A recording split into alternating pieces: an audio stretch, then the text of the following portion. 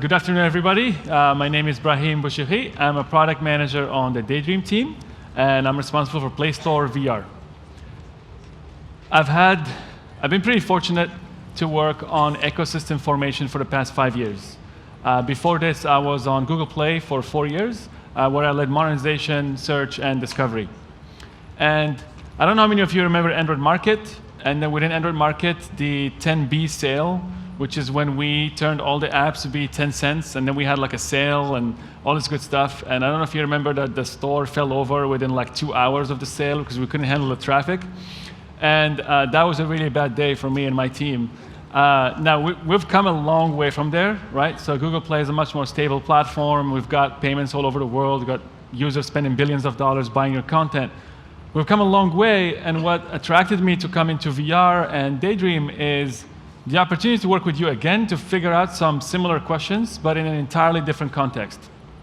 If you think of, back then we're thinking of, how will I monetize my app? How will I keep my users around? How do I do user acquisition? What content will actually stick? And those questions are very much open today in VR. They are an entirely open field for us as a group to figure out and to build those big brands in VR and on Daydream as we have on mobile.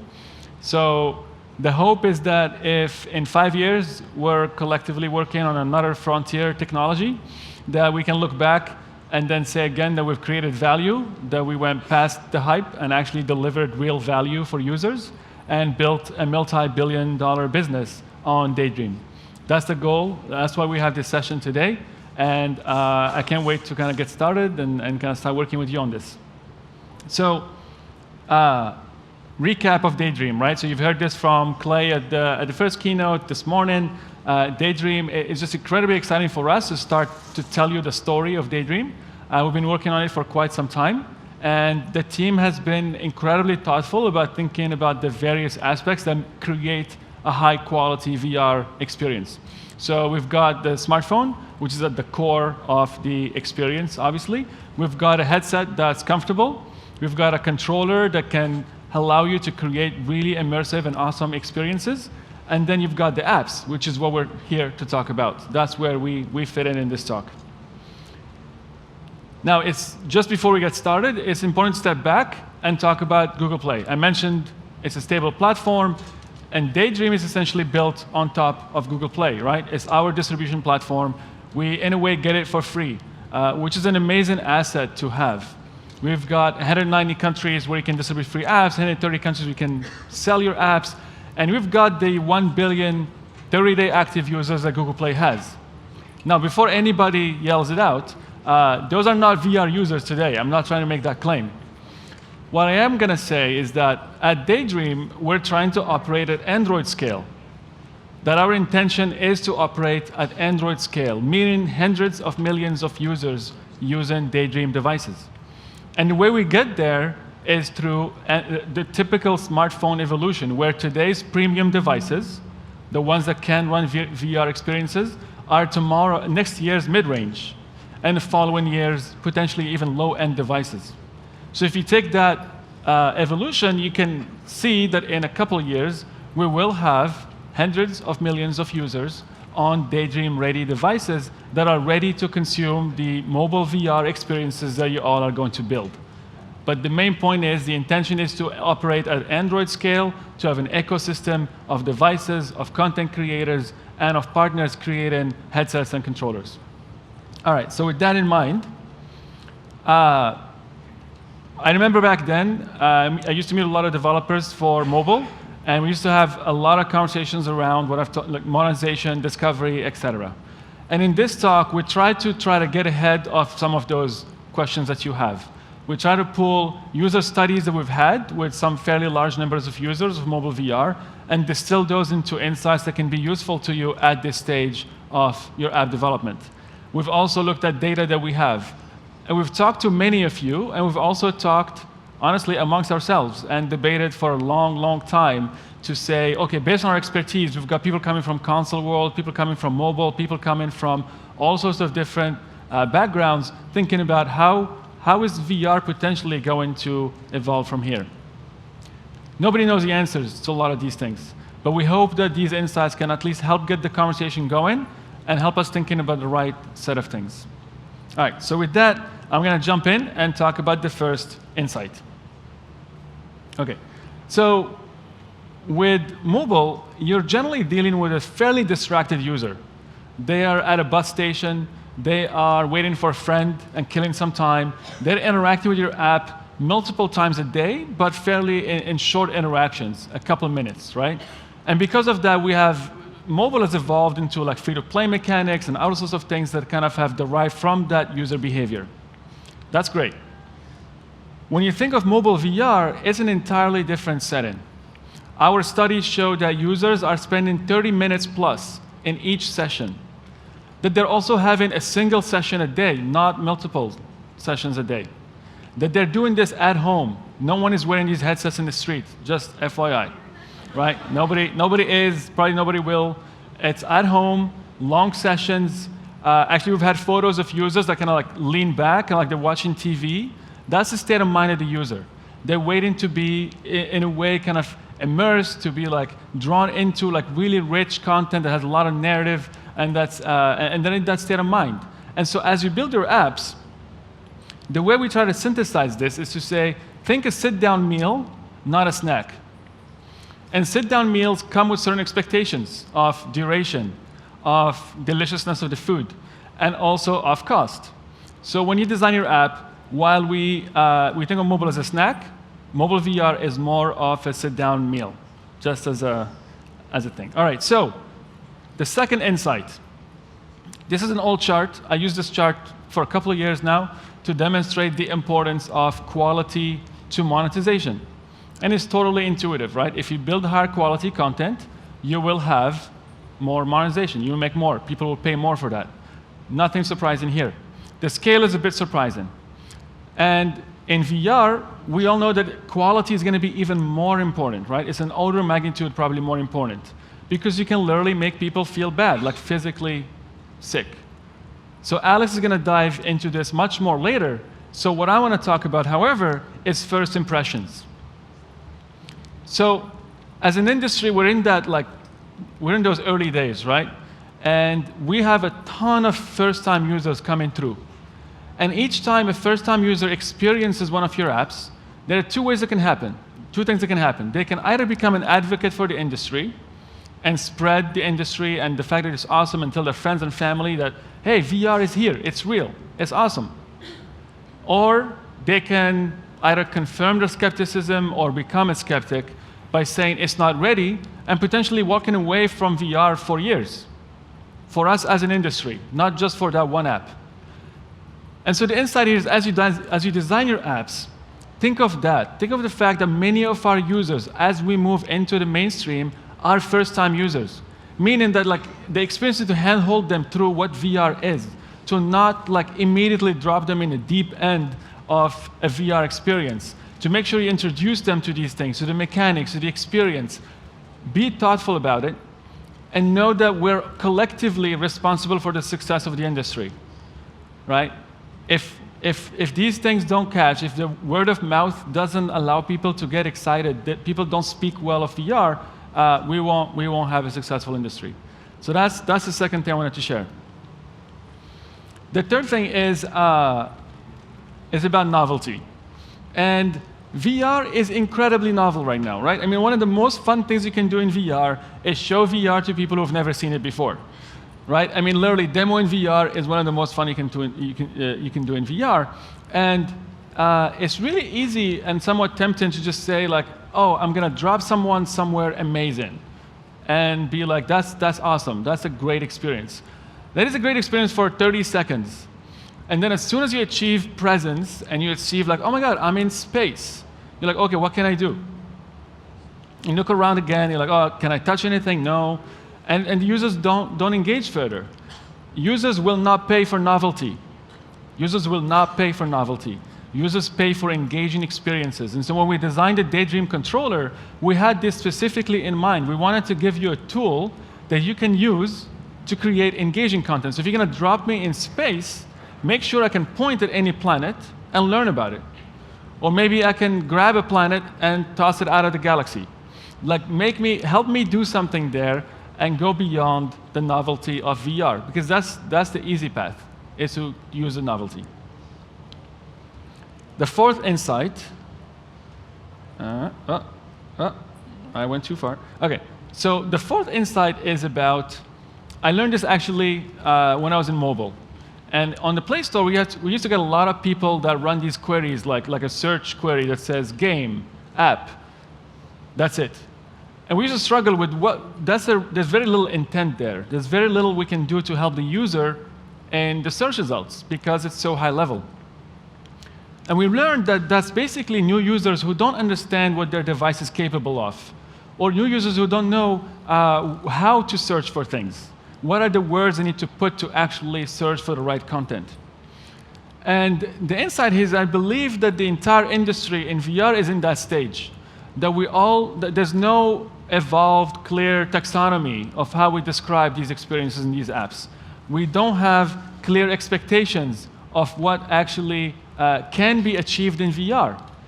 For example, is a teleportation app, is that a travel app? It could be, but I doubt anybody will search for travel app when they want to find a teleportation app.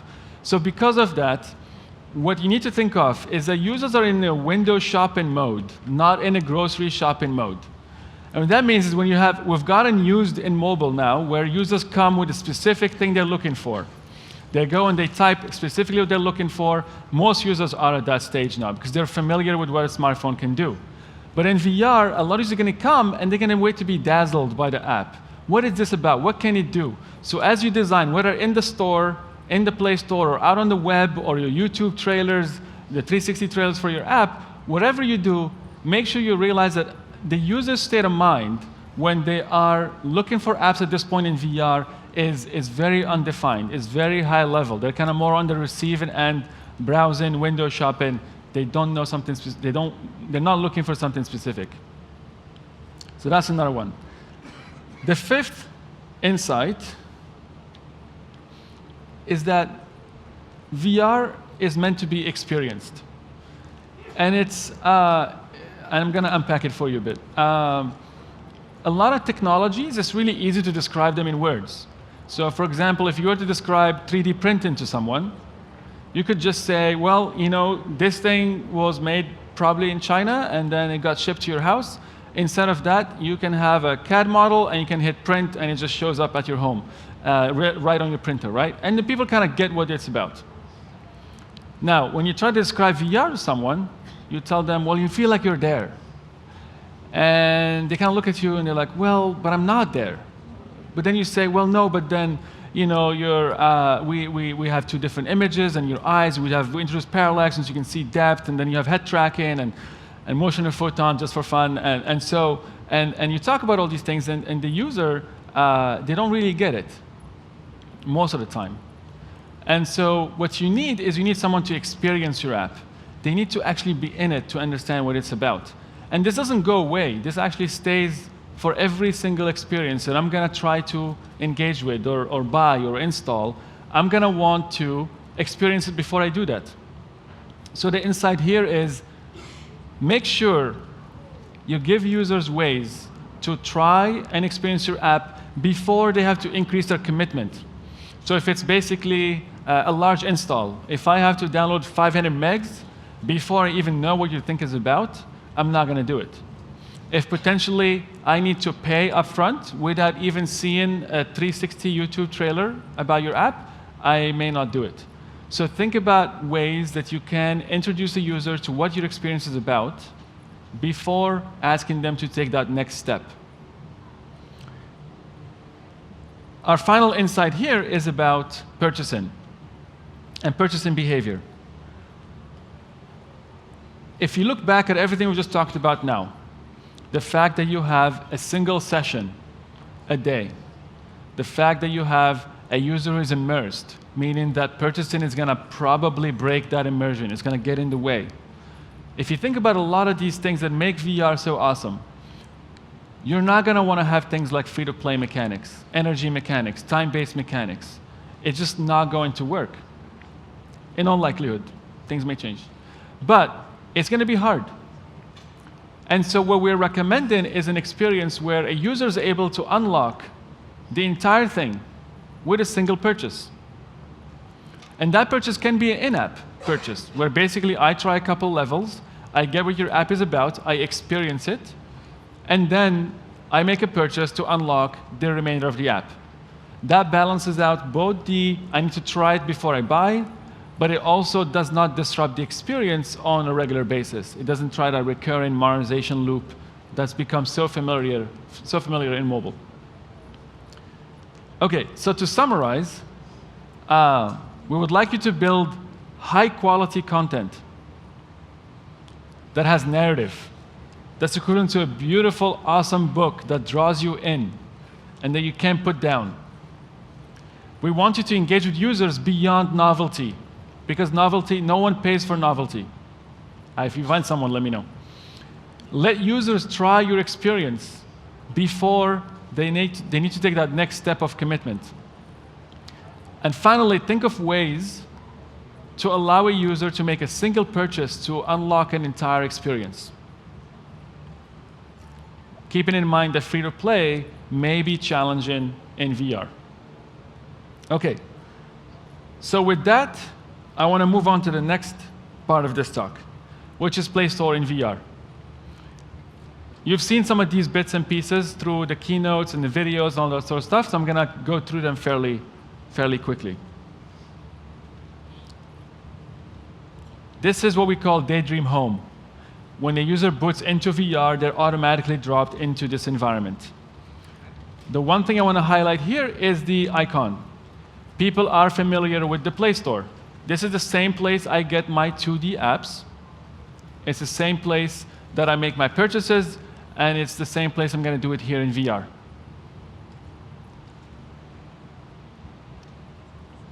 Now, I don't know if we'll launch with this background in particular, but I got to tell you that the team is thinking really about fun spaces that are unusual, that are representative of the immersion of VR, that just create like a really nice feel and really fun feel. So they're exploring a lot of those things, and of course 2D does it no justice in terms of when you see a 2D screenshot of a VR experience. Again, going back to the earlier point. So, but you would notice here is content is front and center, right? This is our featured portion of the store, and you have that beautiful poster that has depth that allows somebody to kind of get into what is this about as much as we can, at least at this stage. You also see the store representing what I talked about in terms of the lack of categories or taxonomy. At launch, it's going to be pretty simple. You're not going to see tons of categories, different like words being thrown around. It's going to be simple, and we need to keep it simple. At the bottom, we have 4 sections. The featured section, which is curated. You've got the popular section, which is top charts, essentially. And then you have 2 homes, for apps and for games. As we learn more about what sort of content types, and Alex is going to talk more about that, are going to emerge, we will have the store evolve. But to start with, we're starting and keeping it simple. Next is popular, right? So even here, we're given a lot more space to a single item. It's not so much of the compressed, let's have a whole chart stacked up together so we can fit as many things as we can on the screen. Here, even though we have more space, we're actually showing fewer things at a time. Because again, the window shopping experience. We want someone to be able to understand what your app is about one at a time and just really kind of get to the next level of commitment, hopefully making a purchase or installing the app. Lindsay this morning also showed us this, which is the details page. And the thing I want to highlight here is the Photosphere, the 360-degree stereoscopic image. We're doing this, again, to try to help with trying the experience. I don't think this is necessarily like entirely trying it, but it gets us one step closer to the user being able to look around and see what this is about. Having tried this, it really is effective in making sure you understand what this app is about as a user. So we're doing this, and every app will need to submit this particular Photosphere. Finally, we will support in-app purchases, and they will work exactly as you would expect them to work. All right. So cardboard apps were about fun, snackable, short experiences, largely non-interactive, right? The one button, they were kept very simple. Daydream apps are quite the opposite. They're about immersive content, long form, highly interactive. The Daydream controller is key to that last bit. And the best metaphor that I can think of for it is a book that is incredibly awesome, that draws you in, and that you get lost in. It's happened to every one of us, where there's some book that you just can't put down. That's our ideal Daydream app. And this is a side thing I was thinking about when I was rehearsing.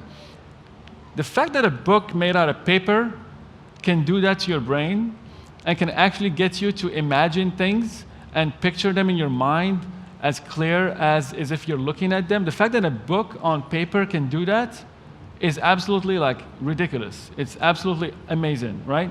So if you combine that with a medium that literally is meant to make you like immersed and to actually visualize all these things, if you combine that kind of powerful narrative with like VR as a medium, it's absolutely amazing what can be created, and that's what keeps us really excited about the potential of this space. So, with that in mind, we have a bunch of talks today and tomorrow that are going to try to show you how to build for Daydream. Insights we've learned. There is the prototyping talk this morning, Daydream controller talk next. There is tomorrow's designing for Daydream. There is the high performance app development tomorrow as well. So all those talks are going to tell you how to build a Daydream app, or at least some insights into it. I'm going to talk about the boring part, which is how do you get your app to be technically a Daydream app? Like how do we change the manifest to actually make it a Daydream app? So this is a manifest, a truncated Android app manifest, and it's for a Daydream app. And what I'm going to do is I'm going to walk through a few of these things and highlight some bits and pieces. These two feature tags tell Android that you're using both the software and hardware features of Daydream. This particular thing, this tag in your activity block, tells the system that you want to launch directly into VR, because you don't want any sort of race condition or any kind of transition from 2D to VR. And so because of that, you put this in your activity block to tell Android that I am an entirely VR app. I'm only useful in VR, so trigger me into VR directly.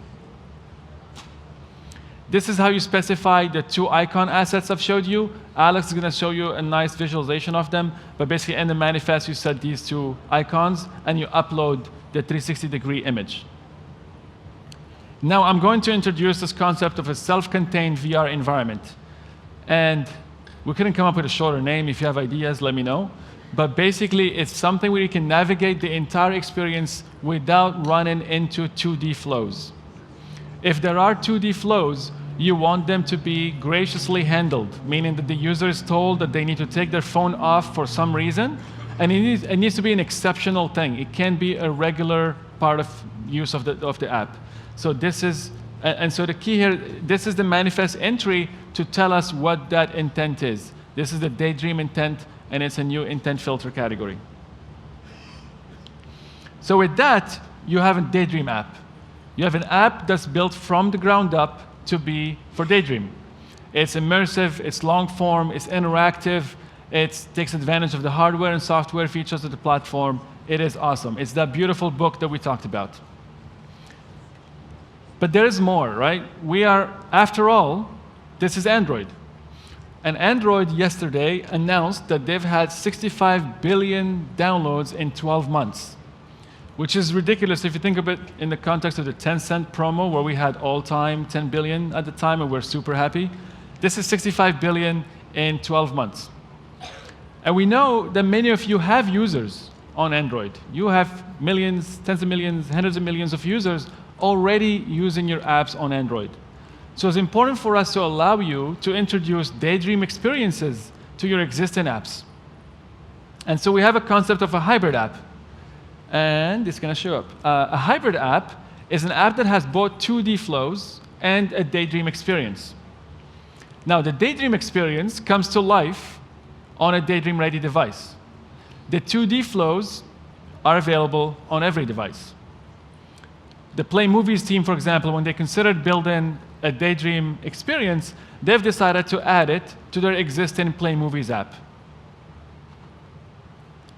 This does some really awesome stuff, because what this does is it aligns your development costs, it aligns your user acquisition costs, and finally, it allows you to take advantage of this large user base you already have on Android. So this is super critical, and the way you do it is incredibly easy. You just turn that flag, the Android required false, you turn it from true to false. And that tells the system that this app takes advantage of Daydream when available, but if not, it can operate as a 2D app. So with that, you now kind of have an idea of whether are you building an app that's meant entirely to be a Daydream app from the ground up, which we think is going to be the vast majority of stuff, or are you going to introduce a Daydream experience to your existing app? And so you're ready, with these choices, you're ready to submit your app for review. And so I'm going to invite Alex, who's going to tell us about what happens after that. All right. Thanks, Brahim. Thank you. OK. All right. So you've declared the intent. You want to be in the home launcher environment.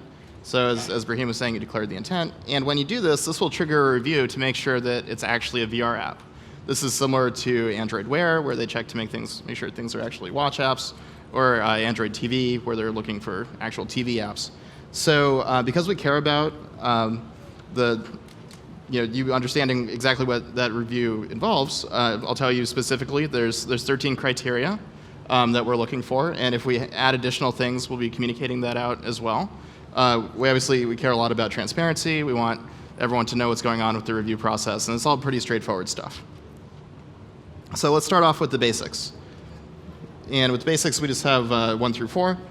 This one doesn't really count. This is more just kind of baseline. Your app needs to actually install and run so that the reviewer can use it. Although surprisingly, sometimes that's not the case. But either way, assuming that works out, moving on to the actual review. Performance. So does the app maintain 60 frames per second over long play sessions on a Daydream-ready phone? We'll be following up with more details about exactly which phone models we'll be testing on and how you can replicate these tests on your side.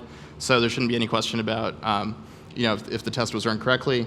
But this is really important. It's important for users enjoying VR and the success of the overall platform, and the quality of experience that we want to have in the ecosystem. All right, number 2, as Brahim was saying, never go to 2D. This is kind of a tautology. It's like a VR app stays in VR. But it's really important not to accidentally throw up a dialog box or something in 2D when the user has their phone in their headset. It's a really bad experience. In particular, if you ask for particular permissions, things like camera or contacts, those will actually currently trigger a 2D dialog box in VR, which is not good. So we'll be looking for things like that. And if you do need to ask for those permissions, just doing it in a 2D flow before the user gets to being in VR. And you'll know when you're in VR, so then you know not to call the permission. All right, number 3, this one's pretty direct. App stays in landscape mode. Obviously, if the user moves their head to the side, you don't want the phone reoriented. Number 4, also, you'd think it's very direct, but a lot of apps are currently doing this wrong. Use immersive full screen mode.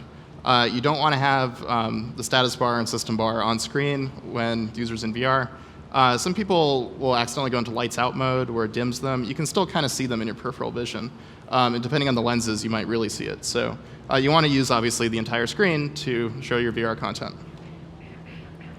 All right, so that gets us through the super basic stuff. Moving on to comfort, items 5 through 10. Number 5, users can focus on elements. So in VR, you're showing stuff stereoscopically with lenses. If you bring objects in less than a meter, but especially getting in the kind of 10 centimeter range, a lot of users aren't going to be able to focus on them. Especially if this is like a critical piece of interface or your menu or something like that. If the reviewer sees that they're actually having to go somewhat cross-eyed and they can't actually focus on objects, that could trigger this being an issue. So as a general rule, for really critical stuff, you want to keep it more than half a meter away from the user. And in your own testing, you're going to realize this because you'll have trouble using your own app. Number 6, app maintains head tracking. So similar to performance, you really never want to freeze the camera in VR. As the user is moving their head around, you have to always update. But something that we found is a lot of apps, they'll have great performance, but then when they're loading a new scene, the app will freeze for maybe half a second or a second as that new scene loads in. And it's not because the app had bad performance, it's just they actually were done, and now they had to load the new scene, so they didn't have an opportunity to maintain head tracking.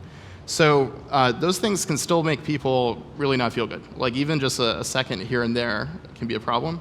So if you're going to have to load a new scene and you're not doing asynchronous loading or something, just fade to black or fade to any solid color so that the user doesn't have objects on screen that they can realize the head tracking turned off.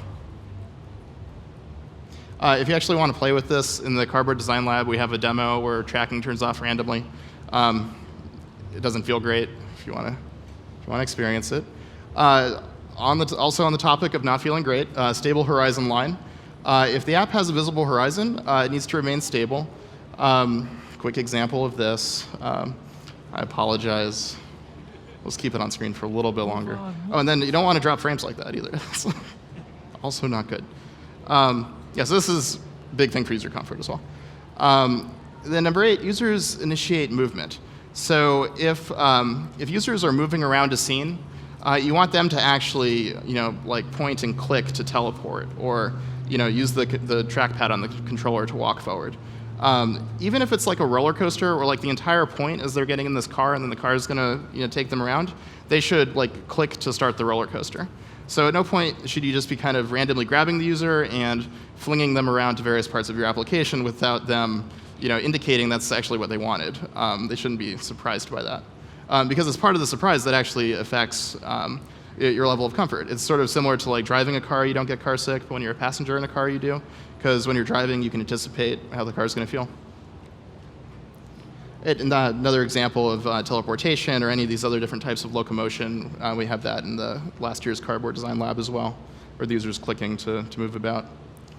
All right, number 9, honestly represent content in the app. Descriptions and screenshots should be generally representative of what your app's about. So imagine you have this great meditation app, and it's about hanging out on a beach, and the user is very relaxed, and the palm trees are swaying. And then 15 minutes in or so, like a zombie shows up wielding a chainsaw. That's fine, but you should somehow indicate in the description or title or screenshots that was going to happen. We don't want just like blatant surprises and kind of trolling like that. All right, so that covers comfort. Now on to Daydream integration for the final 2, or final 3. Number 10, app uses the Daydream controller. So the Daydream controller comes with every single viewer. Also, the Daydream controller is required to use the home screen. So when the user launches your app, we know that they're holding that controller in their hand. We want all of the apps on Daydream to take advantage of the controller. In particular, like if you're bringing an app over from Cardboard, just using the controller as a clicker doesn't actually count as taking advantage of the controller. We want the controller to be used for targeting input and not the user's head, since we now have an additional 3DOF controller. All right, number 11, app has a VR icon. So users are going to be launching your app from inside of VR, so obviously you need to provide this. There's 2 aspects. There's a background element and a foreground element. The reviewers are just going to be looking for little simple things like you actually filled out the full texture. So if you only paint the front and the sides and back are white, that might trigger something. Also, it kind of sort of shimmers in VR if you didn't paint the whole thing. But pretty straightforward, and we'll publish all the specs for this. And then you have a 360 Photosphere screenshot. We'll be using these in a few different places. One is in InPlay VR, Play Store VR, as the user looks around as they're browsing apps. This will be the environment that your app is in. And then also in 2D, we may use these as like a magic window where you can kind of move your phone around and see the app. All right, and then generating a 360 environment is actually really simple. Depending on what game engine you use, you find the correct plugin. In this case, it's showing Unity. So bringing in a plugin where you can do a capture of panorama. You're just attaching that script onto a game object. Then you launch the game. In this case, you just hit a key on the keyboard, and it generates the photosphere for you. So you can sort of stage your shots that way. And these plugins are available across all the game engines. And we'll be posting links to them as well. Okay, so that's how you get listed in InPlay VR. But that leaves sort of the broader and more interesting question of what should you actually make. To which, to some extent, our answer is like, well, it's up to you guys. You all, you can be imaginative, and that's what's exciting. But there are a few things that we're really excited about, so we wanted to sort of share some of that. And this isn't based on like really firm data yet because it's so early for VR. A lot of this is kind of a mixture of our experiences and intuition and observing other things that are happening with apps. So this is going to evolve a little bit. It's a little bit mushier than, say, the 13 criteria. But the first thing that we're thinking about is sort of overall, what experience do you want users to have with your app? We're finding this is like an early way that apps seem to be bucketing themselves into different categories in VR. Do you want the app to be relaxing or do you want it to be thrilling? And it's not the case that one of them is necessarily better than the other. They're just very different. So roller coaster apps are actually very popular on Google Play right now for Cardboard. But just like how roller coasters in the real world aren't for everyone, virtual roller coasters aren't for everyone. They have their market, and other people aren't super interested in roller coasters. So something we've been thinking about is trying to have a little bit more structure to this notion of what the sort of physiological experience of the app is. So we're referring to this as motion intensity. And currently we're bucketing into 3 categories. This might evolve a bit over time. We think that 3 is probably useful to think about as you're thinking about the motion intensity of your application. So no motion, moderate, and intense. And to help me explain this, I actually have a prop, because sometimes this is complicated. So here we are. This is the user. It is also the camera in your game engine. And it's really important to, honestly, I think the game engines should actually make them look like heads so that people remember that this is the user in their game engine and not just a camera. Or as our filmmaker Jessica likes to say, the cameras are made out of people. Anyway, so the user can obviously choose to look around in any direction they want. But then as a developer, you can also choose to move the user around. So, Raheem, how's it? Yeah, okay. You want it back? Yeah, sure. All right, let's toss that out there. All right. Yeah, so as a developer, you want to be careful. It's okay, I've got another one. The podium is actually full of heads right now. It's very weird. Okay, so thinking about motion intensity. No motion is just the users moving their head around. The developer's not doing anything. So things like watching a movie, those types of apps where you're still. All right, in terms of moderate motion, the user is moving in 2 degrees virtually, so they can move their head themselves, but say they're in a car or they've indicated they want to walk. They're not walking in real life, but they're using the controller to walk. So virtually just kind of traveling in one plane, that's moderate. Limited acceleration and deceleration. If you accelerate really, really fast, that would make it more intense. Also, there's a lot of objects coming at them that could make it more intense, the combination of the things coming at you with you moving forward. And then final category for intense, this is where you get into the virtual flying and driving and roller coasters and spaceships and that kind of stuff, where in addition to the user moving their head around, the developer is also putting them in a spaceship where it is causing 3 to 6 degrees of motion.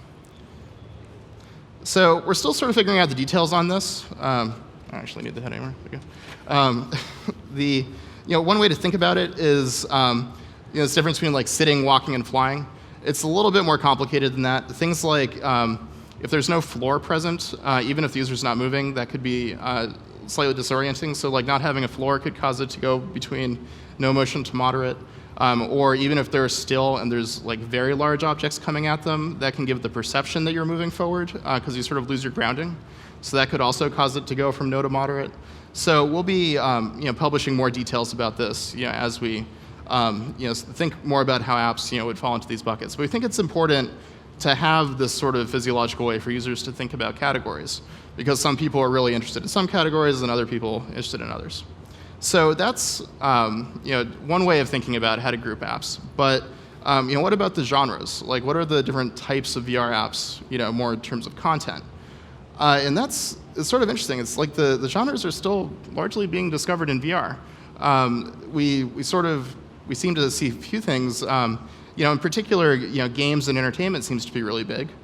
But something we're finding is this is a general purpose computing platform. This is Android. So games and entertainment are great, but also VR can be about much more than games and entertainment. And we're just we're in the very, very early days of starting to see that emerge. So here's some quick ideas of things that we're excited about. Education is really interesting. Google's done a lot of work with expeditions in primary school, but even education, for higher education is super interesting. Learning physics in VR could be great. Learning organic chemistry in VR could be really interesting. Being able to engage the user's spatial memory could actually have impact on their ability to learn. And there might be some real advantages to having a 3D environment for education. Architecture is something that often comes up and we're very excited about, not just in the professional use case, but also users being able to model things and play around. Music is just starting to emerge as a category for VR. I don't know how many people have played Audio Shield. It's really neat. Also, Daydream Labs has some very cool experiments with music. A lot of these, they're still a little bit more traditional, but imagine you're a DJ in VR, and you're going beyond the physical constraints of a turntable, and that could be really neat. You could really play with the concept of music. You could even have the user dancing, the music responding to them dance. So I think this sort of brings us to this topic of going beyond reality. A lot of VR apps right now are awfully grounded in reality, which is weird, because you don't have to be. So there's lots of things that you could do that just simply can't happen in the real life. So data visualization, of course, being able to understand complex data, which we haven't been able to do before, unless you build lots of models about it.